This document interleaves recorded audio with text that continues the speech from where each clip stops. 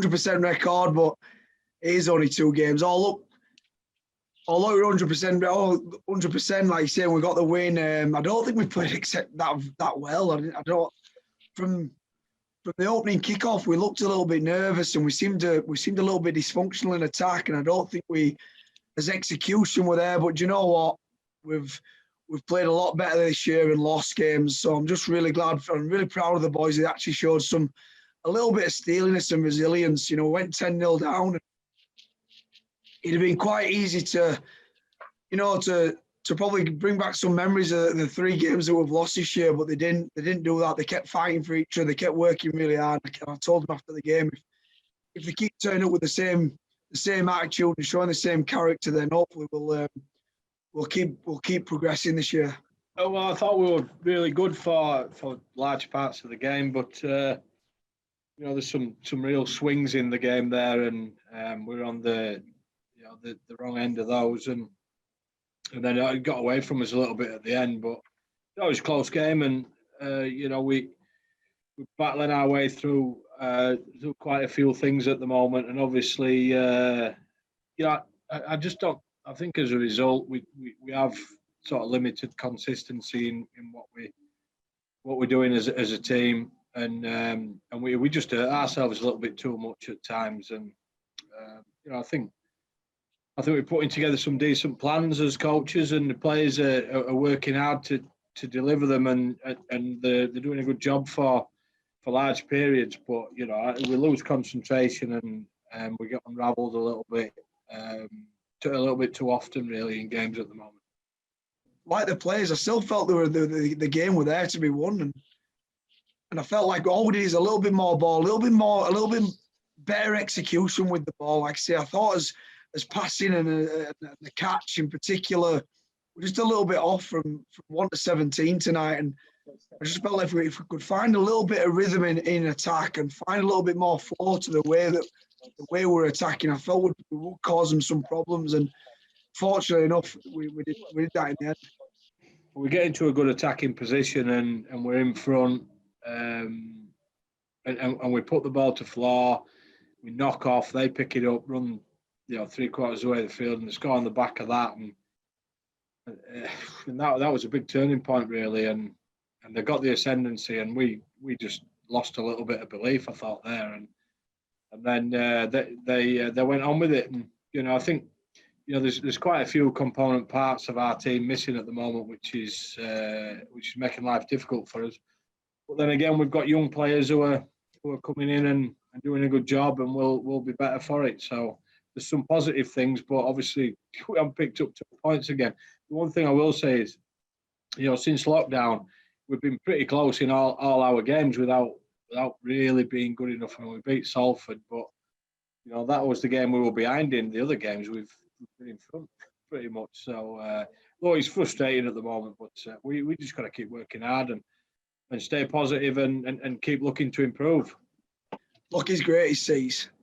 I've said it numerous times. It's testament to him as a person and as a player that he brings out the best in the players around him. He fills them with confidence. When it is, I know he missed that drop goal late on in the end. But he pretty much nails them nearly all the time. And you know what? If I had to put my mortgage on it, I'd definitely in the last 15 minutes of a game and said, who do you want to be in your side? Who you want to win the game for? I'd play Aiden Sezer, but I thought his middles were really good today as well. We had some young boys in the middle, and Wilson and Trout. They've only played. They'll probably haven't played 20 games between them, but they were really good in patches tonight. And for me, I just thought Jake Wardle showed why I had NRL interest all over him before we managed to secure his signature, because I thought he was the best player on the field tonight. I thought he was absolutely sensational. Do you know what? He's one of the most naturally gifted lads that I've ever had the pleasure of being in and around. Obviously I've played with some exceptional players. We're very, very fortunate to be in a Wigan side that we're littered with stars. And throughout my career, I've luckily played with England and at Salford and obviously at Huddersfield for a lot of years and played with a lot of good players. But he's so naturally gifted. He's one of the most naturally gifted players that I've ever being amongst. You know, he can kick the ball off both feet. He's got a left foot, a right foot step. His footwork's sensational. He's absolutely sensational, and he picked up a lot of injuries in his youth. You know, he probably missed 2 years of his development, probably from the age of about, I think you're about maybe 16 to 18, 17 to 19, it might have been. There were a little bit of worry around him, really, you know, with his knee and how much, you know, and how much he'd missed and whether it's going to affect his speed and his agility. But he's come back even better. You know, I think it was in my under-19 side when he'd been out for pretty much 2 years. He dropped back into the team. I think in about 5 games, he scored about 9 tries, just to show that he'd not lost any spark, any of that sort of natural, you know, that natural ability that he's got. And yeah, he's a sensational player, and we're very lucky to have him here at Huddersfield. And he's definitely a player. Look, we've got a really strong core group of young lads that have come through the academy ranks, and I just think in any good organisation that you look at in the past, they've a lot of times the nucleus of them players are the players that have come through the youth system, and hopefully we can keep this sort of young group together and really build a team around them.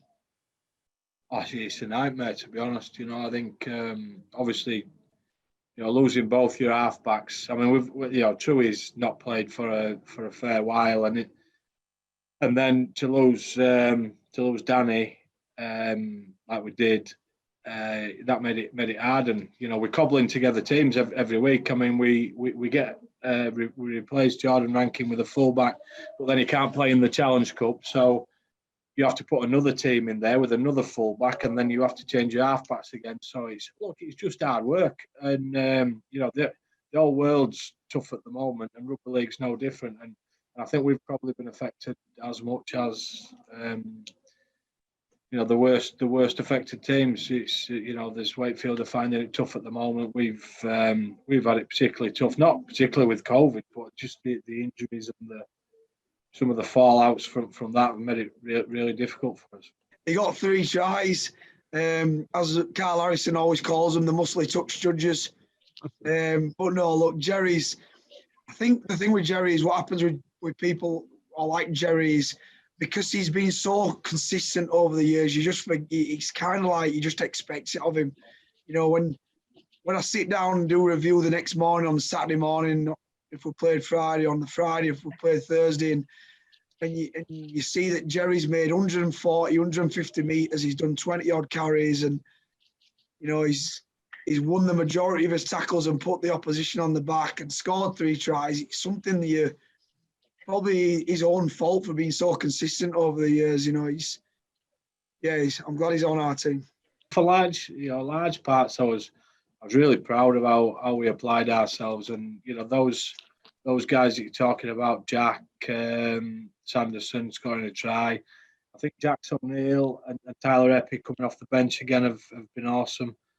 Dan Fleming getting his second debut tonight. You know, it's just good, and you know, we'll keep being positive this year and keep striving to achieve something. We're going to need to win all our games now to have any kind of shot at it.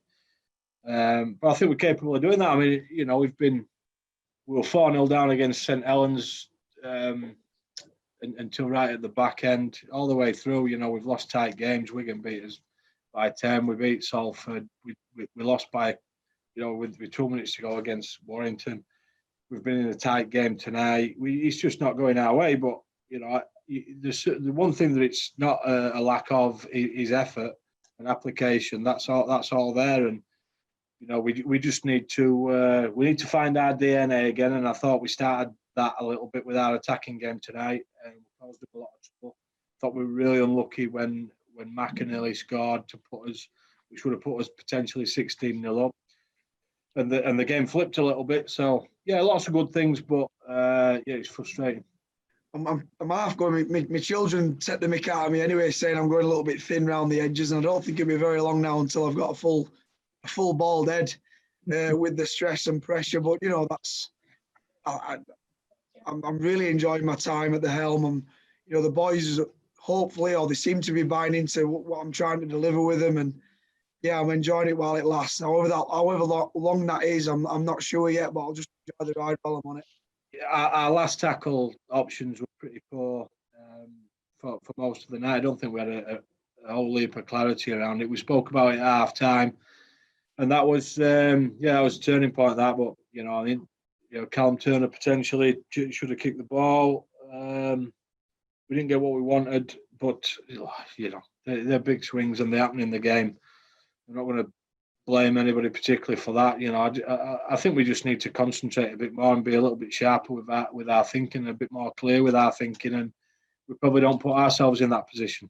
I'm not trying to be anybody that I'm not. I can only ever be the best version of myself that I can. And when you look at the coaching, some of the coaching greats, you've got Craig Bellamy, who's kicking chairs, throwing bottles, going bananas, and then you've got the end of the spectrum where you've got Wayne Bennett, who's calm and probably only says 3 or 4 pointers through a full half. I just think you can only be who you are, really, and I'm not trying to be anybody else. I'm just trying to be the best version of myself that I can be, and I'm not sure how that's going to work, really. You are right. I've always been a little bit of a control freak, and I've always liked to be, when I were a player, I always liked to be the one that were controlling the side, where we went, when would, what points would play off, when would play off those points. But I'm a big believer in coaching responsibility, and I think if you look throughout history, really, the Wigan teams that I played in, to the Leeds teams, the St Helens teams that have really dominated Super League, they've had a really strong leadership group or pivotal group. Your spine of your team, your 1, 9, 7, and 6, and when the kickoff happens, you've just got to entrust that you've educated them enough throughout the weeks, throughout the months, that they're going to make the right decisions at the right time. Do you feel as though your boys are getting a fair crack from the officials at the minute? No, I haven't done since lockdown, to be honest. I think there's some ridiculous things out there tonight that just don't get picked up. I think they need to improve. I think I'm asking my team to improve. I'm looking to improve. Why shouldn't we ask those boys to improve? They're not good enough at the moment. I think I've had a few conversations with Steve Ganson. I go back to the Warrington game when Danny Richardson try gets disallowed. I mean, I can give you I go back to St Helens when Danny Richardson gets put on his backside 10 times on kick pressure. Illegal challenges. How many squirrel grips, how many headbutts are you going to take before you start going, but we're not having this anymore. I think it's a constant frustration that nothing gets done on the field of play, but people get 8 matches, you get 5 and 6 matches, and we don't see any benefit from that. So I think those boys have to improve significantly. I'm asking my team to improve, like I say. Why shouldn't they be better? I think they're poor. I think they're terribly poor. And like you said, the fact that players are getting quite lengthy bans after it for stuff that's not punished on the field at the time sort of shows that the on-field official is sort of missing something, doesn't it? Yeah, I mean, look, I'm not going to go on with this, but I've spoke to those. I've spoke to the people I need to speak to. But I'm not going to be shot at every week by the officials and the way that they do their job so poorly on a regular basis. So they got to improve. Simple as. I want to win every game, of course. I want to, it sort of mind boggles me really when you ask people what they want to achieve out of the year. You want to win the Super League.